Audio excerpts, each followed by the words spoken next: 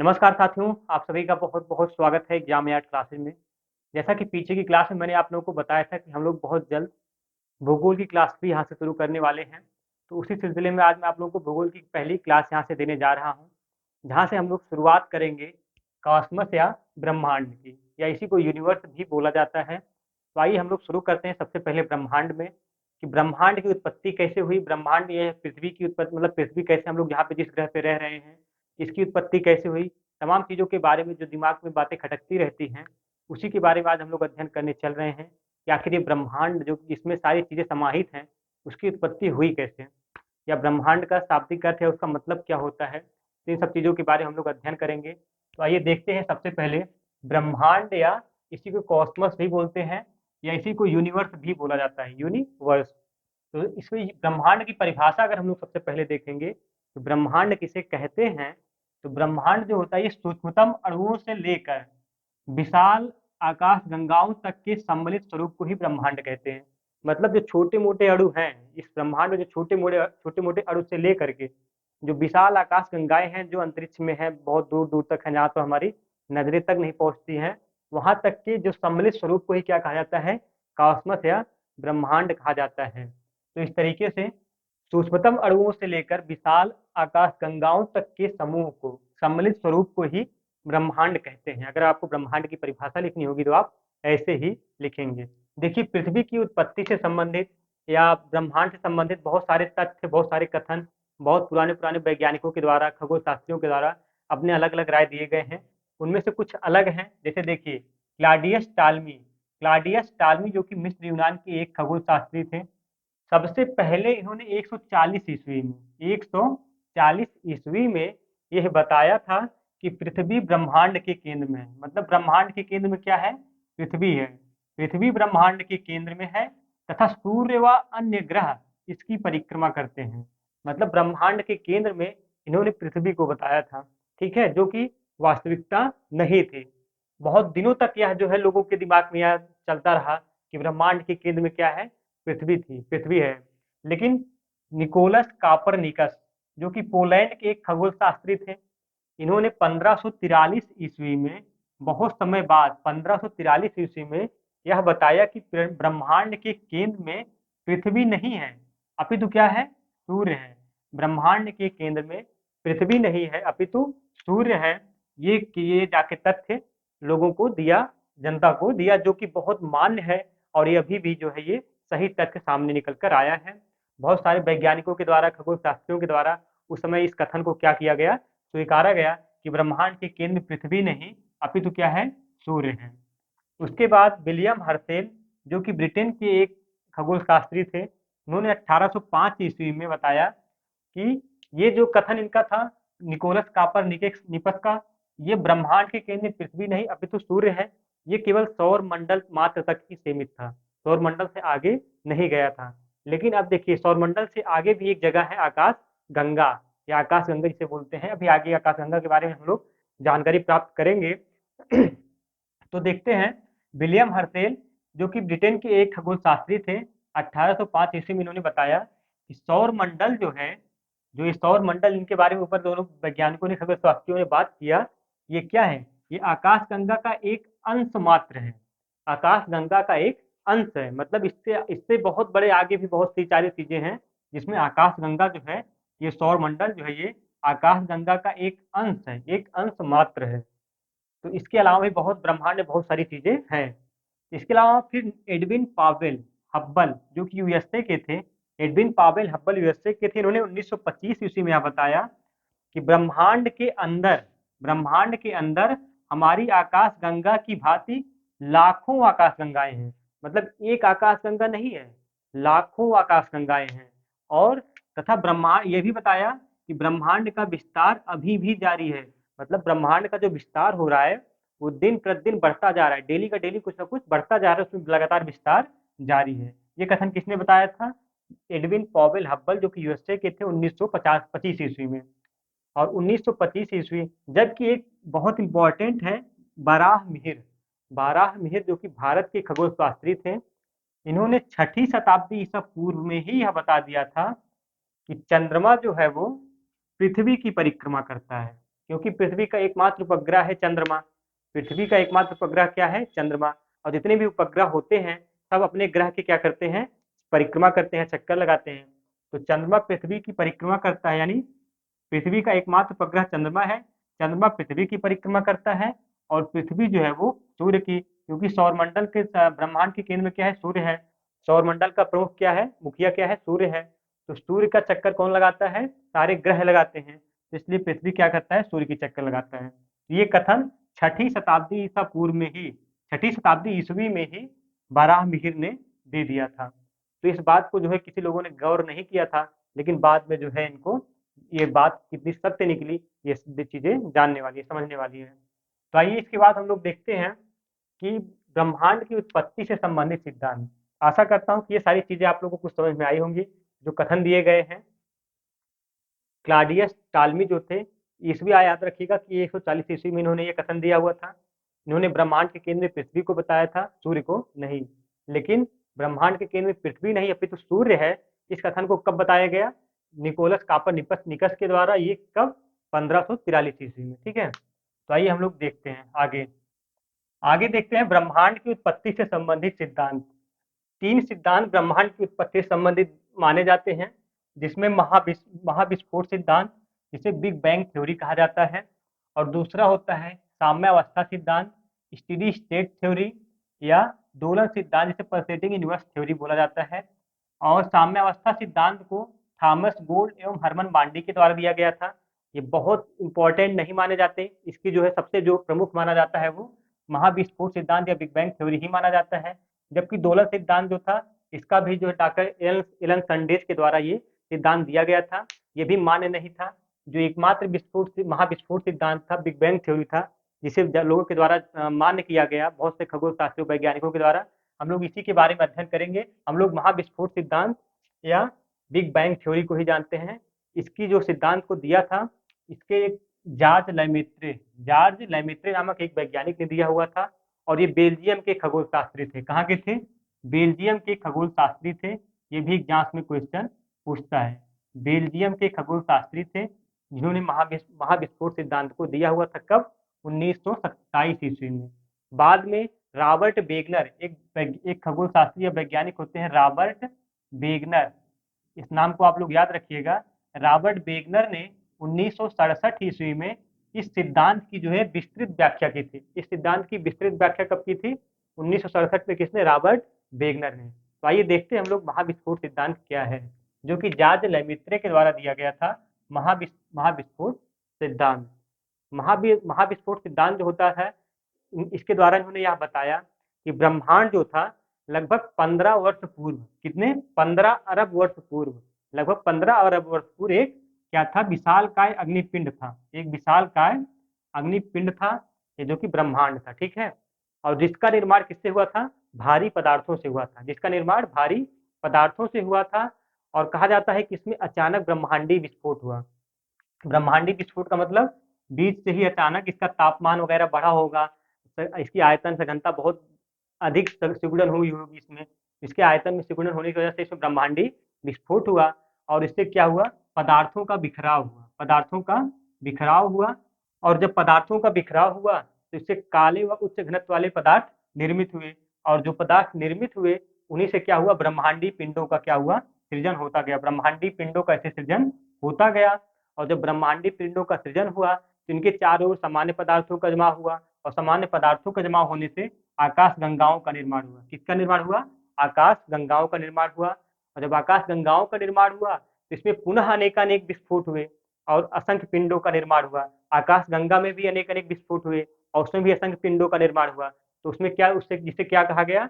यही पिंड जो है, जो आकाश गंगा से असंख्य पिंडों का निर्माण हुआ, वही पिंड क्या कहलाए? तारे। तो एक एक आकाश गंगा में असंख्य असंख्य तारे जो है वो निर्मित हुए। ठीक है, कालांतर में इसी प्रकार ग्रहों व उपग्रहों का निर्माण हुआ ब्रह्मांडी विस्फोट के द्वारा ही। और ऐसा कहा जाता है कि बिग बैंग परिघटना से जो है ब्रह्मांड की उत्पत्ति हुई है। माने मतलब बिग बैंग थ्योरी या जो परिघटना है, इसी से ही क्या हुआ है? ब्रह्मांड की उत्पत्ति हुई है। और इस उत्पत्ति में अभी भी ये कहा जाता है कि ब्रह्मांड का विस्तार अभी भी जारी है। मतलब अभी भी इसमें ब्रह्मांड का विस्तार डेली बाय डेली बढ़ता जा रहा है। तो आइए हम लोग देखते हैं आकाश गंगा। आकाश गंगा किसे कहते हैं? हम लोग आकाशगंगा का अध्ययन करेंगे। आकाशगंगा में सबसे पहले हम लोग जानेंगे कि आकाशगंगा जो होता है, आकाशगंगा यह तारों का एक विशाल संग्रह है। क्या है? तारों का एक विशाल संग्रह होता है। मतलब असंख्य तारे मिलकर एक आकाशगंगाओं का निर्माण करते हैं। और कहा जाता है कि ब्रह्मांड में लगभग 100 अरब आकाशगंगाएं हैं। 1-2 अरब आकाशगंगाएं नहीं, 100 अरब आकाशगंगाएं हैं। कितने हैं? 100 अरब आकाशगंगाएं हैं। और कहा जाता है कि प्रत्येक आकाशगंगा में अरबों तारे हैं। सोचिए, 100 अरब आकाशगंगा है और प्रत्येक आकाशगंगा में अरबों ताराएं हैं। कितने हैं? अरबों तारे हैं। तो इस तरीके से तारों की विशाल संग्रह को ही क्या कहा जाता है? आकाश गंगा कहा जाता है। और बात किया जाए, आकाशगंगा में 89% भाग, या सॉरी 98% भाग किसका है? तारों का है। तथा 2.6% भाग गैसों का है। 98% भाग क्या है? वो तारों का ही है। 98% भाग आकाशगंगा में किसका है? तारों का है। और 2% भाग में क्या आते हैं? 2% भाग में इसमें गैस आते हैं, धूल आते हैं। इस तरीके से ये सब आते हैं। गैस, धूल हो गया, हाइड्रान हो गया, ये सब क्या आते हैं? 2% में आते हैं। तो आकाशगंगा जो है, इसी को ही प्रायद्वीपीय ब्रह्मांड भी कहा जाता है। क्या कहा जाता है? प्रायद्वीपीय ब्रह्मांड। प्रायद्वीपीय ब्रह्मांड ही आकाशगंगा को कहा जाता है। इस बात को भी आप लोग नोट करिएगा। हमारी पृथ्वी जो है, वो इसी आकाशगंगाओं में से एक आकाशगंगा का भाग है। और उस आकाशगंगा का नाम क्या है? दुग्ध मेखला। बार बार एग्जाम में एक क्वेश्चन पूछा जाता है कि हमारी पृथ्वी किस आकाशगंगा का एक भाग है? दुग्ध मेखला, या इसी को ही मिल्की वे बोलते हैं। मिल्की वे। इस तरीके से इस मिल्की वे का ही हमारी पृथ्वी का है एक भाग है। ठीक है। और सूर्य हमारी आकाशगंगा का जो है क्या है? तारा है। जो आकाशगंगा है, सूर्य उसका एकमात्र तारा है। सोचिए ब्रह्मांड कितना बड़ा है। तो इस तरीके से आकाशगंगा के बारे में आप लोग को चीजें समझ में आई होंगी। अब हम लोग बात करते हैं तारों के बारे में। किसके बारे में? तारों के बारे में। तारे क्या होती हैं? तो तारों का जो तात्विक संगठन होता है उसके बारे में बात करेंगे। देखिए, प्रकाशवान या प्रकाश उत्पन्न करने वाले खगोलीय पिंड को क्या कहते हैं? तारा कहते हैं। प्रकाश उत्पन्न करने वाले ही खगोलीय पिंड को क्या कहते हैं? तारा कहते हैं। और तारों के तापमान के द्वारा इनकी आयु का पता लगाया जाता है। तारों की आयु का पता कैसे लगाया जाता है? इनकी तापमान के द्वारा। इनकी तापमान के जरिए ही इनकी आयु का क्या लगाया जाता है? पता लगाया जाता है। ठीक है। अब जैसे देखिए, तारों में सबसे ज्यादा क्या होता है? हाइड्रोजन होता है। हाइड्रोजन कितने % होता है?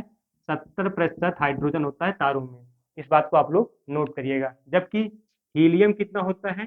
हीलियम हीलियम 28% होता है। तारों में हाइड्रोजन सबसे ज्यादा मात्रा में पाए जाते हैं 70%, जबकि हीलियम 28%। जबकि कार्बन, नाइट्रोजन और नियान, कार्बन कार्बन नाइट्रोजन और नियान, ये आपके मिला के पाए जाते हैं 1.5%। 1.5% आपके कार्बन, नाइट्रोजन और नियान पाए जाते हैं। जबकि लौह तत्व जो पाए जाते हैं, लौह तत्व, वो 0.5% लौह तत्व इसमें पाए जाते हैं। ठीक है। इसी तरीके से तारों का रंग जो होता है, तारों का रंग जैसे नीला हो गया, नीला श्वेत हो गया। अगर नीले तारे हैं तो उनका जो तापमान होगा केल्विन में, वो 50,000 से लगभग 28,000 के आसपास उनका केल्विन में तापमान होगा। जबकि जो नीले श्वेत होंगे, उनके 28,000 से 10,000 के आसपास होगा। तो इस तरीके से तारों का जो रंग होता है वो केल्विन में अलग अलग होता है। ठीक है। तो हम लोग देखते हैं अंतरिक्ष में मापन की जो दूरियां होती हैं, अंतरिक्ष में मापन की कुछ दूरियां होती हैं। जैसे मान लीजिए प्रकाश वर्ष। क्या होती है? सबसे पहले प्रकाश वर्ष। प्रकाश वर्ष जानेंगे कि प्रकाश वर्ष क्या होता है। उसके बाद फिर हम लोग जानेंगे खगोलीय इकाई। खगोलीय इकाई, इसके बारे में भी जानकारी प्राप्त करने चल रहे हैं। इसके अलावा तीसरा जो होता है वो पारसेक होता है। क्या होता है? पारसेक। अब देखिए, प्रकाश वर्ष जो होता है, प्रकाश वर्ष कहा जाता है कि यह दूरी का मात्रक है, समय का मात्रक नहीं है। बार बार एग्जाम में क्वेश्चन आपको फंसाता है कि प्रकाश वर्ष किसका मात्रक है? तो प्रकाश वर्ष दूरी का मात्रक है, समय का मात्रक इसको आप मत बताइएगा, नहीं तो आप गलत हो जाएंगे। और प्रकाश की जो गति होती है, प्रकाश की जो गति होती है वो 3 लाख किलोमीटर प्रति सेकेंड होती है। 3 लाख किलोमीटर प्रति सेकेंड। तो इस तरीके से प्रकाश की जो गति होती है वो 3 लाख किलोमीटर प्रति सेकेंड होती है। और एक वर्ष में सूर्य का प्रकाश जितनी दूरी तय करता है उसी को ही एक प्रकाश वर्ष कहते हैं। तो सोचिए, एक प्रकाश वर्ष बहुत बड़ा मात्रक होता है दूरी का, इससे बड़ा दूरी का कोई मात्रक नहीं होता है। एक वर्ष में सूर्य का प्रकाश जितनी दूरी तय करता है उसे एक प्रकाश वर्ष कहते हैं। इस बात को आप लोग नोट करिएगा। और एक प्रकाश वर्ष बराबर क्या होता है? एक प्रकाश वर्ष, एक प्रकाश वर्ष बराबर होता है आपका 9.46 गुणे 10 की घात 12 किलोमीटर। इतना आपका एक प्रकाश वर्ष बराबर होता है। ये पॉइंट आप लोग नोट करिएगा, एग्जाम से पूछता है। 9.46 गुणे 10 की घात 12 किलोमीटर। जबकि खगोलीय इकाई की बात की जाए तो खगोलीय इकाई की बात जो की जाए, इसमें यह पृथ्वी से सूर्य के मध्य की औसत दूरी होती है। पृथ्वी और सूर्य के मध्य की औसत दूरी को क्या कहा जाता है? खगोलीय इकाई। मतलब पृथ्वी से सूर्य की जो दूरी है उसी की दूरी को ही क्या कहा जाता है? खगोलीय इकाई। ठीक है, इस बात को आप लोग नोट करिएगा। और जो पारसेक होता है, पारसेक, पारसेक होता है दूरी मापन की सबसे बड़ी इकाई होती है। दूरी मापन की सबसे बड़ी इकाई क्या होती है? पारसेक ही होती है। दूरी मापन की सबसे बड़ी इकाई, जिसका मान लगभग 3.26 प्रकाश वर्ष के बराबर होता है। 3.26 प्रकाश वर्ष के बराबर होता है। अब सोचिए, सूर्य का प्रकाश एक वर्ष में जितनी दूरी तय करता है उसे एक प्रकाश वर्ष कहते हैं, लेकिन ये 3.26 प्रकाश वर्ष है। मतलब 3 वर्ष और इतने महीने आपको जो है, और आपको जो है सूर्य का प्रकाश तय करेगा, तब जाके इतने प्रकाश 3.26 प्रकाश वर्ष बनेगा। 3 साल लग जाएंगे, लगभग 3.25 साल, तब जाके इतनी दूरी प्रकाश जो है वो तय कर पाएगी। तो प्रकाश वर्ष को आप लोग समझ गए होंगे, पारसेक समझ गए होंगे आप लोग। उसके अलावा प्रकाश वर्ष, तो इसके आगे हम लोग कुछ और बात करते हैं, आइए उसको भी देख लेते हैं। इसके आगे हम लोग देखेंगे सौर मंडल को। सौर मंडल जहाँ से हम लोग शुरुआत करने चल रहे हैं, सूर्य के बारे में और ग्रहों के बारे में हम लोग अध्ययन करेंगे। तो आइए हम लोग देखते हैं सौर मंडल के बारे में। आइए देखते हैं सौर मंडल या सोलर सिस्टम उसी को बोला जाता है। सौर मंडल, सौर मंडल ऐसी कोई सोलर सिस्टम बोला जाता है, सोलर सिस्टम। तो इसके बारे में हम लोग अब अध्ययन करेंगे। सौर मंडल या सोलर सिस्टम क्या होता है? सूर्य के गुरुत्व द्वारा एक कक्षा में बंधे तत्वों को ही क्या कहा जाता है? सौर मंडल कहा जाता है। सूर्य के गुरुत्व द्वारा एक कक्षा में बंधे तत्वों को ही सौर मंडल कहा जाता है। और इसमें सूर्य के अतिरिक्त 8 प्रमुख ग्रह होते हैं। मतलब इसमें तो एक सूर्य होते हैं, एक क्या होता है? सूर्य होता है। और सूर्य के अलावा 8 प्रमुख ग्रह होते हैं। और वो कौन कौन से होते हैं? बुध हो गया, बुध हो गया, शुक्र हो गया, पृथ्वी हो गया, मंगल हो गया, इसके अलावा बृहस्पति हो गया, बृहस्पति हो गया, इसके अलावा बुध शुक्र पृथ्वी मंगल बृहस्पति, इसके अलावा शनि हो गया, अरुण हो गया और वरुण हो गया। ठीक है, अरुण वरुण। बुध, बुध को क्या बोलते हैं? मरकरी बोलते हैं। शुक्र को क्या बोलते हैं? वेनस। और पृथ्वी को अर्थ, मंगल को मार्स, बृहस्पति को जुपिटर बोलते हैं, शनि को सैटर्न बोलते हैं, जबकि अरुण को यूरेनस बोलते हैं और वरुण को नेपच्यून बोलते हैं इंग्लिश में। ठीक है, तो ये सभी पिंड जो होते हैं, ये सभी पिंड चाहे बुध शुक्र पृथ्वी मंगल बृहस्पति शनि अरुण वरुण, ये सब क्या करते हैं? सूर्य की चक्कर लगाते हैं। पीछे मैंने आप लोगों को बताया था कि ब्रह्मांड के केंद्र में क्या है? सूर्य है। सौरमंडल का प्रमुख कौन होता है? सूर्य होता है। तो ये जो 8 ग्रह हो गए, 8 ग्रह, 1 2 3 4 5 6 7 8, ये 8 ग्रह क्या करते हैं? सूर्य की चक्कर लगाते हैं, सूर्य की परिक्रमा करते हैं। ठीक है, और सौर का लगभग, सौर मंडल का 99.9% द्रव्यमान जो है वो सूर्य में ही निहित है। ठीक है, सौर मंडल का जो लगभग 99.9% द्रव्यमान होता है वो सूर्य में ही निहित होता है, इसके अलावा कहीं नहीं।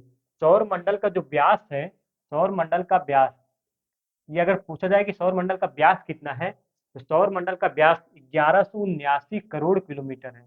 1179 करोड़ किलोमीटर। सोचिए, हम लोगों को अगर 1 किलोमीटर जाना होता है, समझ में आता है पैदल, ये 1179 करोड़ किलोमीटर है सौरमंडल का व्यास। ठीक है, इसके अलावा सौरमंडल में बहुत सी चीजें पाई जाती हैं। जैसे 8 प्रमुख ग्रह के अलावा 172 उपग्रह पाए जाते हैं, सैटेलाइट्स पाए जाते हैं, एवं असंख्य पुच्छल तारे, पुच्छल तारे का मतलब कॉमेट, कॉमेट्स भी पाए जाते हैं। और इसके अलावा लघु ग्रह या क्षुद्र ग्रह भी पाए जाते हैं, जैसे एस्टेरॉइड्स हो गए, तथा उल्काएं पाई जाती है, मेटेरॉइड्स हो गए। तो इस तरीके से असंख्य चीजें इसमें पाई जाती हैं, ठीक है, सौरमंडल में, ठीक है। अब इसके अलावा हम लोग सबसे पहले बात करते हैं ग्रहों के बारे में, बाद में बात करेंगे, नेक्स्ट वीडियो हम लोग बात करेंगे बुध, शुक्र, पृथ्वी, मंगल, बृहस्पति, शनि, अरुण, वरुण। इस वीडियो में हम लोग यही बात करते हैं सूर्य के बारे में सबसे पहले। तो ग्रह के बारे में ये जान लीजिए कि जो ग्रह होते हैं ये सूर्य या किसी अन्य तारे के चारों ओर परिक्रमा करने वाले खगोलीय पिंडों को ही ग्रह कहते हैं। और ये ग्रह जो होते हैं प्रकाशहीन होते हैं, ये सूर्य के प्रकाश से ही चमकते हैं, मतलब सूर्य के प्रकाश से ही प्राप्त परावर्तित प्रकाश से ही क्या करते हैं, चमकते हैं।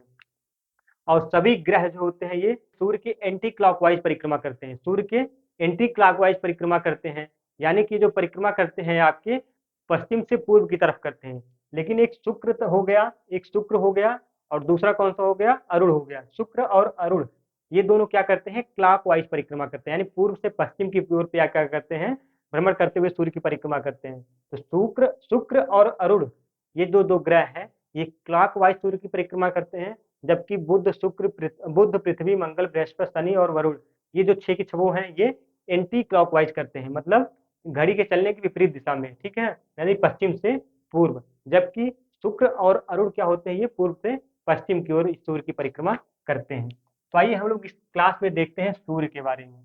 सूर्य के बारे में अध्ययन करेंगे। सूर्य हमारी आकाश गंगा के 100 अरब तारों में से एक है। सोचिए, हमारी आकाश गंगा के, जो हमारी आकाश गंगा है उसके 100 अरब तारों में से मात्र एक है। इतना बड़ा है ये सूर्य, लेकिन 100 अरब तारों में से एक है केवल आकाशगंगा के सूर्य, ठीक है। इसे सौर मंडल का जनक या मुखिया कहा जाता है, सौर मंडल का जनक या मुखिया कहा जाता है। और यह पृथ्वी से 149.6 मिलियन किलोमीटर, कितना, 149.6 मिलियन किलोमीटर दूरी पर क्या है, ये उपस्थित है। 149.6 मिलियन किलोमीटर दूरी पर उपस्थित है। और यह अपने अक्ष पर पूर्व से पश्चिम की ओर परिक्रमा करता है। कहाँ से, पूर्व से पश्चिम की ओर परिक्रमा करता है, पूर्व से पश्चिम यानी क्लॉक वाइज यह परिक्रमा करता है। सूर्य की बात की जा रही है, ठीक है। यह अपने अक्ष पर पूर्व से पश्चिम की ओर क्या करता है, परिक्रमा करता है। 149.6 मिलियन किलोमीटर की दूरी पर है यह, ठीक है। इस बात को आप लोग नोट करिएगा, पृथ्वी से इसकी दूरी बता रहा हूँ कि पृथ्वी से इसकी दूरी क्या कितना है, 149.6 मिलियन किलोमीटर। और यह एक गैसीय पिंड है। सूर्य क्या है, एक गैसीय पिंड है। अब इसमें सबसे ज्यादा मात्रा किसकी पाई जाती है, हाइड्रोजन की पाई जाती है। हाइड्रोजन, हाइड्रोजन की मात्रा इसमें सबसे ज्यादा पाई जाती है सूर्य में। वो कितनी होती है, 71%। कितनी होती है, 71% हाइड्रोजन होती है। और मैंने पीछे की क्लास में आप लोगों को बताया था तारों के बारे में, तारों में भी लगभग कितने प्रतिशत हाइड्रोजन की मात्रा पाई जाती है, ठीक है। इसके अलावा बात की जाए हाइड्रोजन के अलावा जो सबसे प्रमुख पाया जाता है वो हीलियम पाया जाता है, 26.5%। हीलियम कितना पाया जाता है, 26.5%। मतलब जो दो प्रमुख तत्व हैं सूर्य एवं तारे में, दोनों में क्या पाए जाते हैं, हाइड्रोजन और हीलियम प्रमुख मात्रा में पाए जाते हैं, ठीक है। क्योंकि यह भी एक आकाशगंगा का एक तारा है। तो तारे में जो भी जो चीज पाई जाएंगी वही सूर्य में भी पाई जाएंगी, क्योंकि सूर्य भी एक तारा ही है, ठीक है। इसके अलावा इसमें अन्य तत्व जो पाए जाते हैं, अन्य तत्व वो 2.5% के रूप में पाए जाते हैं। सूर्य की बात की जा रही है, ठीक है। और इसकी जो त्रिज्या है वो 6.95, 6.95 × 10 की घात 5 किलोमीटर इसकी त्रिज्या क्या है, 6.95 × 10 की घात 5 किलोमीटर इसकी त्रिज्या है। क्या है, सूर्य की त्रिज्या कभी कभी एग्जाम से पूछता है कितनी है, तो 6.95 × 10 की घात 5 किलोमीटर इसकी त्रिज्या है। जो कि पृथ्वी की तुलना में अगर बात की जाए, पृथ्वी की तुलना में यह 109 गुना बड़ा है। कितना, 109 गुना बड़ा हुआ है पृथ्वी की, मतलब पृथ्वी से इतना बड़ा है सूर्य का त्रिज्या। सोचिए, सूर्य जो है वो हमारी पृथ्वी से भी बड़ा है। इसीलिए इतनी दूरी होने के बाद, इतनी दूरी होने के बावजूद ही हमको क्या करता है, ये इतना बड़ा दिखाई देता है सूर्य। और कितनी दूरी है, तो 149.6 मिलियन किलोमीटर, 149.6 मिलियन किलोमीटर का मतलब क्या होता है, लगभग 14.6 करोड़ किलोमीटर, या एकदम एग्जैक्ट देखेंगे तो 14.70 करोड़ किलोमीटर। पृथ्वी से न्यूनतम दूरी जो इसकी है वो, पृथ्वी से न्यूनतम दूरी जो सूर्य की है वो 14.70 करोड़ किलोमीटर, 14.70 करोड़ किलोमीटर जब पृथ्वी से इसकी न्यूनतम दूरी होती है। और जब अधिकतम दूरी होती है सूर्य की पृथ्वी से तो 15.21 करोड़ किलोमीटर। कितना होता है, 15.21 करोड़ किलोमीटर जब सूर्य और पृथ्वी के बीच अधिकतम दूरी होती है तब इतना किलोमीटर होता है, ठीक है। जबकि अगर बात की जाए सूर्य पृथ्वी को सूर्य तब का जो है वो 2 अरबवां भाग प्राप्त होता है। मतलब जो सूर्य का प्रकाश है, सूर्य की जो गर्मी है, अगर उसको परसेंटेज में निकाला जाए तो उसका 2 अरबवां भाग, ठीक है, पृथ्वी को प्राप्त होता है। कितना? 2 अरबवां भाग पृथ्वी को सूर्यतप का प्राप्त होता है, पृथ्वी को सूर्य का। तो इस बात को आप लोग नोट करिए, कभी कभी एग्जाम में पूछता है। और सूर्य के धरातल का जो तापमान है, सूर्य के धरातल का तापमान कितना है? वो 6000 डिग्री सेल्सियस है। 6000 डिग्री सेल्सियस में तो आदमी को 2 सेकंड ना लगे जलने में, और 2 सेकंड में ही जल के खाक हो जाए 6000 सेकंड, 6000 डिग्री सेल्सियस में। इतना इसका जो है प्रॉब्लम होता है। और सोचिए, सूर्य को जो है पृथ्वी का 2 अरबवां भाग ही प्राप्त होता है सूर्यातप का। तो इस बात को आप लोग नोट कीजिए, ठीक है। और बात की जाए सूर्य की आयु की, तो सूर्य की जो आयु है लगभग 5 बिलियन वर्ष इसकी आयु को बताया गया है। 5 बिलियन वर्ष, 5 बिलियन वर्ष सूर्य की आयु का जो है वो बताया जाता है। सूर्य की आयु लगभग 5 बिलियन वर्ष है, ठीक है। और सूर्य का जो प्रकाश है, सूर्य का प्रकाश पृथ्वी तक पहुंचने में कितना समय लेता है? तो 8 मिनट, 8 मिनट 16 सेकेंड, 16 सेकेंड का समय लेता है। अरे एग्जैक्ट देखेंगे आप तो 8 मिनट 16.6 सेकेंड का, 16.6 सेकेंड। लेकिन आपको ज्यादातर क्या दिखाई देगा एग्जाम्स वगैरह में? 8 मिनट 16 सेकेंड का समय क्या करता है सूर्य का प्रकाश जो है वो पृथ्वी तक पहुंचने में। यानी कि 149.6 मिलियन किलोमीटर दूरी है सूर्य से पृथ्वी की, यानी 14.70 करोड़। और वहां से प्रकाश आने में, इतना कवर करने में प्रकाश की दूरी, जो प्रकाश है, कितना समय लगता है? मात्र 8 मिनट का समय लगता है। तो इस तरीके से प्रकाश की गति मैंने पीछे बताया था कि 3 लाख किलोमीटर प्रति सेकेंड होती है। मतलब 1 सेकेंड में प्रकाश की जो सूर्य की जो प्रकाश की गति है वो 3 लाख किलोमीटर तय करती है दूरी 1 सेकेंड में। जबकि 14.70 करोड़ किलोमीटर तय करने में इसको 8 मिनट 16 सेकेंड का समय लगता है, ठीक है। और इसके अलावा अगर बात की जाए तो इसमें और ज़्यादा कुछ बचता नहीं है। या अगर सूर्य की ऊर्जा की बात की जाए, सूर्य की जो ऊर्जा होती है उसके कोर में होने वाली नाभिकीय संलयन अभिक्रिया, नाभिकीय संलयन अभिक्रिया, वो भी हाइड्रोजन और हीलियम से प्राप्त होती है। हाइड्रोजन और हीलियम इससे प्राप्त होती है, वो भी नाभिकीय संलयन अभिक्रिया के साथ। नाभिकीय संलयन अभिक्रिया, क्योंकि जांच में 1-2 बार क्वेश्चन पूछा है, सूर्य को जो ऊर्जा प्राप्त होती है उसके अंतरतम में होने वाली किससे प्राप्त होती है? नाभिकीय संलयन अपक्रिया से होती है, नाभिकीय नाभिकीय विखंडन अपक्रिया। अगर आप नाभिकीय विखंडन अपक्रिया कर देंगे तो वो गलत हो जाएगा। आपको नाभिकीय संलयन अपक्रिया पर बताना है कि सूर्य को जो उसके कोर में ऊर्जा प्राप्त होती है वो किससे प्राप्त होती है? तो नाभिकीय संलयन अपक्रिया के द्वारा, ठीक है। विखंडन प्रक्रिया मत करिएगा, विखंडन अपक्रिया गलत हो जाएगा, एग्जाम में क्वेश्चन पूछता है। अब इसके अलावा ग्रहों के बारे में हम लोग नेक्स्ट वीडियो में बात करेंगे, लेकिन चंद्रमा के बारे में हम लोग थोड़ा सा, इसी समय सूर्य को पढ़े हैं तो सूर्य को पढ़ने के साथ साथ हम लोग चंद्रमा के बारे में थोड़ा सा अध्ययन कर लेते हैं, ताकि नेक्स्ट वीडियो में आपको चंद्रमा के बारे में ज़्यादा चीज़ें, मतलब ज़्यादा आपको लोड ना हो वीडियो में। क्योंकि चंद्रमा जो है पृथ्वी का एकमात्र उपग्रह है, तो चंद्रमा के बारे में भी हम लोग थोड़ा सा इसी वीडियो में जान लेते हैं कि चंद्रमा के बारे में क्या क्या एग्जाम में क्वेश्चन पूछता है। चंद्रमा, अब देखिए यहाँ पे हम लोग पृथ्वी का ही एकमात्र उपग्रह है चंद्रमा, चंद्रमा के बारे में हम लोग अध्ययन करेंगे। पृथ्वी का मात्र एक उपग्रह है, वो है क्या है? चंद्रमा। चंद्रमा जो है उतना ही पुराना है जितनी की पृथ्वी। और पृथ्वी कितनी पुरानी है? लगभग 460 करोड़ वर्ष या 4.6 मिलियन वर्ष, 4.6 मिलियन वर्ष पुरानी है पृथ्वी भी, और चंद्रमा भी इतना ही पुराना है, 4.6 मिलियन वर्ष। और यह पृथ्वी का एकमात्र उपग्रह है। और चंद्रमा की जो आंतरिक स्थिति का जो अध्ययन किया जाता है उसको क्या कहा जाता है? Selenology, selenology. ये भी एग्जाम में क्वेश्चन बार बार पूछता है। सेलेनोलॉजी क्या होता है? चंद्रमा की आंतरिक स्थिति का जो भू भू आकृतिक स्थिति का जो अध्ययन किया जाता है वो सेलेनोलॉजी के अंतर्गत ही किया जाता है, इसको सेलेनोलॉजी बोला जाता है, ठीक है। और चंद्रमा पर वायुमंडल नहीं है, चंद्रमा पर वायुमंडल नहीं है, इसका आंतरिक भाग बहुत ही ठंडा है। कहा जाता है कि वहाँ चंद्रमा पर वायुमंडल नहीं, तो वहाँ पे मतलब रहने के लायक नहीं है। और कहा जाता है चंद्रमा पृथ्वी की परिक्रमा जो करता है, चंद्रमा, कोई भी उपग्रह होगी वो अपने ग्रह की क्या करती है? परिक्रमा करती है। तो चंद्रमा भी अपने ग्रह, अपने जिसका ग्रह पृथ्वी उसकी क्या करेगी? परिक्रमा करेगी। और पृथ्वी के साथ साथ ही सूर्य की परिक्रमा भी करती है। जितने उपग्रह होते हैं वो अपने ग्रह की भी परिक्रमा करते हैं और साथ में सूर्य की भी परिक्रमा करते हैं। तो चंद्रमा जो पृथ्वी की एक परिक्रमा करती है वो 27 दिन, 27 दिन 7 घंटे, 27 दिन 7 घंटे और 43 सेकेंड, 43 सेकंड में ये परिक्रमा करती है चंद्रमा पृथ्वी की। तो इस बात को आप लोग नोट करिएगा, चंद्रमा जो है पृथ्वी की परिक्रमा कितने समय में करता है? 27 दिन 7 घंटे और 43 सेकंड में करती है। इस बात को नोट करिएगा। चंद्रमा पर दिन और रात तो होते हैं, चंद्रमा पर दिन और रात तो होते हैं, किंतु उनकी अवधि जो है वो पृथ्वी के 1 सप्ताह के बराबर होती है। मतलब यानी कि चंद्रमा पर दिन रात होते हैं, लेकिन उनकी अवधि पृथ्वी के 1 सप्ताह के बराबर होती है। मतलब वहां पे क्या होता है, सप्ताह के बराबर ही दिन रात, जितना पृथ्वी पे 1 सप्ताह में समय होता है, वहां पे 1 दिन और रात के बराबर चंद्रमा पर होते हैं। ठीक है। और बात की जाए चंद्रमा पृथ्वी के मध्य की जो औसत दूरी है, चंद्रमा और पृथ्वी, ये पृथ्वी हो गया चंद्रमा हो गया, इनके बीच की जो औसत दूरी है वो 3,84,000 किलोमीटर है। कितना है? 3,84,000 किलोमीटर, 84,000 किलोमीटर है। इस बात को आप लोग नोट करिएगा। चंद्रमा से पृथ्वी की दूरी कितनी है? 3,84,000 किलोमीटर। ठीक है। क्योंकि चंद्रमा जो है ये परवलयाकार कक्षा में क्या करता है? पृथ्वी की परिक्रमा करता है। चंद्रमा पृथ्वी की परिक्रमा किसमें करता है? परवलयाकार कक्षा में।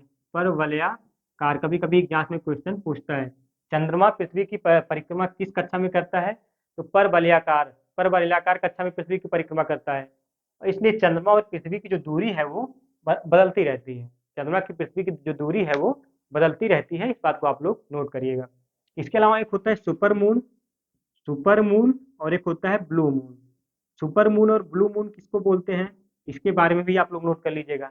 सुपर मून जो होता है जब पृथ्वी जो है, जब चंद्रमा पृथ्वी के सबसे निकट होती है, जब चंद्रमा पृथ्वी के सबसे निकट होती है, तो उस स्थिति को क्या कहा जाता है?